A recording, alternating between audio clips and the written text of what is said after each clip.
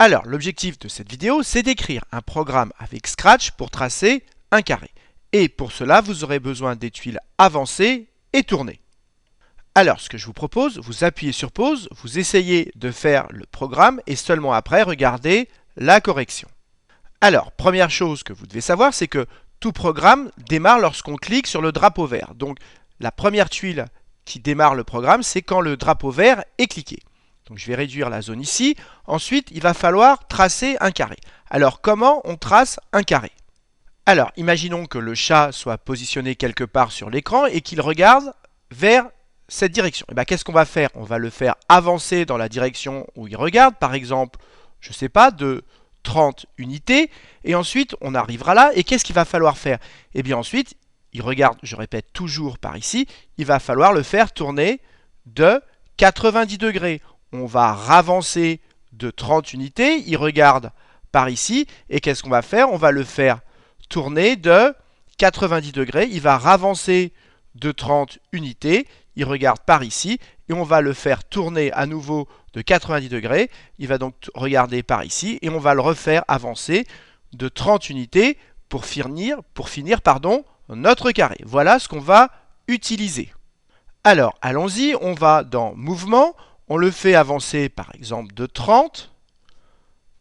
Voilà, regardons déjà ce qui se passe. Donc là, il regarde vers la droite, on le fait avancer de 30, donc je clique sur le drapeau, vous voyez qu'il avance de 30. Ensuite, qu'est-ce qu'on va faire? On va le faire tourner, alors, soit dans le sens des aiguilles d'une montre, soit dans le sens inverse. Ici, je vais le faire tourner dans le sens là, de 90 degrés. Regardez, je refais marcher le programme.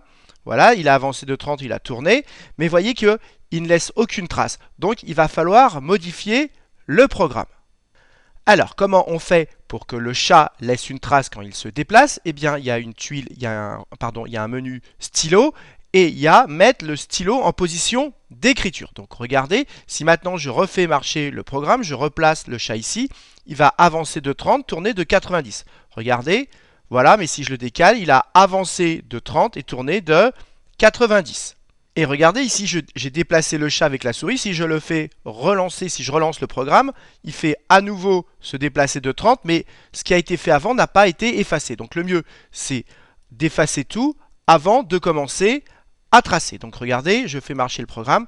Et cette fois-ci, on voit bien, même si je le déplace ici, je relance, il s'est déplacé de 30 et il a tourné, mais ensuite on n'a pas vu qu'il avait tourné parce qu'il n'a pas réavancé.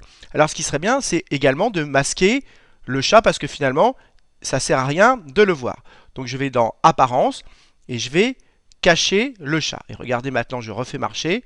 Voilà, ici j'ai tracé la première partie, donc j'ai avancé de 30 et j'ai tourné de 90 degrés. Eh bien, vous l'avez compris, qu'est-ce qu'on va faire? Eh bien, on va recommencer. Donc ceci, je vais le dupliquer et je vais le dupliquer 4 fois. Voilà, à chaque fois, je le duplique 4 fois, je relance mon programme et voyez, ça m'a tracé un carré. Alors, si on veut y voir un peu mieux, on va faire une petite attente. Et donc, regardez, ici, on peut attendre 1 seconde. Donc, à chaque fois, je vais mettre attendre 1 seconde.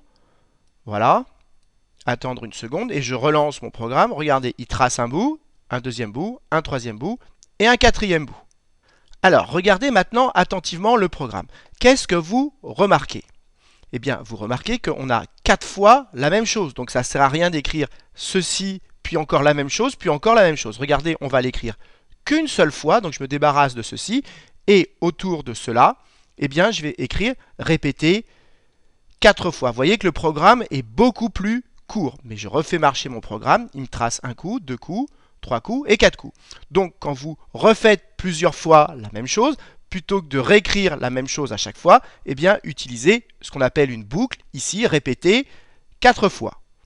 Alors, dernière chose, si on avait envie que le carré commence à être tracé à l'origine, vous voyez qu'ici, il y a les X et les Y. Si ici, au centre, on est à peu près à 0, 0, donc on pourrait dire au chat, même s'il est caché, d'aller en 0, 0. Donc, on va commencer par lui dire d'aller en 0, 0, comme ça, notre carré commencera toujours au même endroit. Donc, j'écris aller en, et donc là je modifie 0 et 0. Et je refais marcher mon programme, et cette fois-ci, vous voyez que mon carré est tracé à partir de l'origine. Alors, ce qui serait pas mal également, c'est de tracer plutôt un carré un peu plus grand. Donc ici, au lieu de mettre 30, eh bien on va mettre 100. Et je supprime le 30. Regardez, je relance mon programme. Et voilà, il me trace un carré de 100 de côté qui commence à l'origine, ce qui répond exactement au problème qu'on nous a posé. Donc, qu'est-ce que vous devez retenir de cette vidéo? Premièrement, la tuile avancée, deuxièmement, la tuile tournée, et ensuite, de penser à utiliser une boucle quand on répète plusieurs fois la même chose. Donc voilà, cette vidéo est maintenant terminée, et je vous conseille vivement, si vous n'avez pas réussi à faire le programme seul, de le refaire seul, mais cette fois-ci sans regarder la correction. Et dans la prochaine vidéo, on apprendra à faire quelque chose d'un peu plus compliqué, à tracer un triangle équilatéral. Et comme d'habitude, si vous avez apprécié cette vidéo, n'hésitez pas à la partager et à la liker.